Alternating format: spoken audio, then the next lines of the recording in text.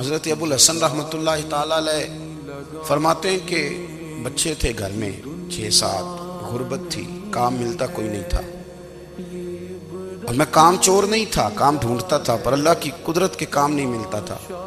فرماتے ہیں کہ میں نے ایک دن اپنی اہلیہ سے کہا کہ آج میں پھر جاتا ہوں کام ڈھونڈنے، تو میری بیوی بڑی فرما بردار تھی، پر اس دن نہ غربت کے ہاتھوں تنگ آ کے کہنے لگی آج نہ کچھ لے کے آیا تو میں بچے لے کے میکے چلی جاؤں گی۔ شیخ فرماتے ہیں کہ میں بڑا پریشان گھر سے نکلا، پر میں نے صبح سے لے کے زور تک کام ڈھونڈا، کام ملا کوئی نہیں۔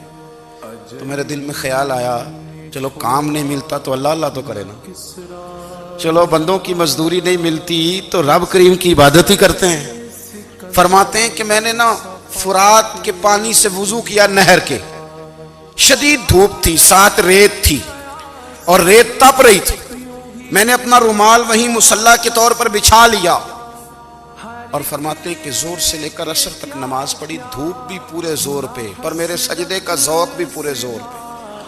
فرماتے ہیں کہ عصر تک میں نے نفل پڑھے، دل ڈھلنے لگا، عصر کی نماز پڑھی اور میں وہاں سے چلا۔ اب میں جب نکلنے لگا تو دل میں خیال آیا کہ چھوٹی چھوٹی دیواریں ہیں گھر کی، بغیر کچھ لیے جاؤں گا تو بیوی دور سے دیکھے گی تو شور کرے گی کہ پھر خالی ہاتھ آ گیا ہے۔ کہتے میں نے اپنے اسی رومال میں جس پہ میں نے نماز پڑھی تھی نا، رومال میں، کہتے ہیں اسی میں نا میں نے کچھ ریت بھر لی کہ وہ دور سے دیکھے گی تو سمجھے گی کچھ لے کے آیا ہے، چلو جا کے اسے بتا دوں گا کہ آج پھر مزدوری نہیں ملی۔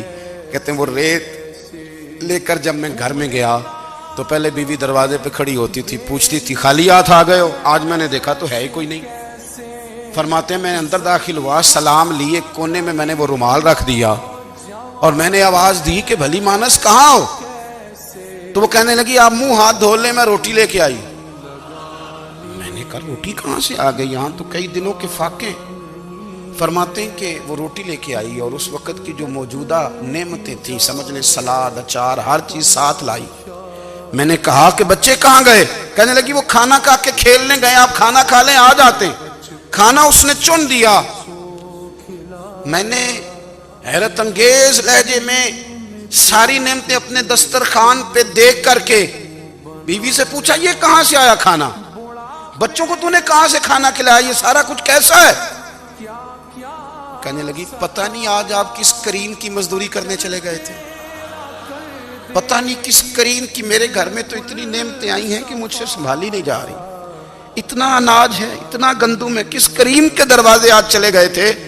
یہ کہتے کہتے وہ اٹھی اور اٹھ کر کے کہنے لگی پہلے بڑا کچھ آیا تھا، اب کیا لے آئے ہو؟ اور جا کر کے نا اس نے وہ ریت والا رومال کھولا، کہنے لگے میں تو لے کے آیا تھا ریت، تو میرے رب نے اسے بھی سونے اور ہیرے بنا دیا۔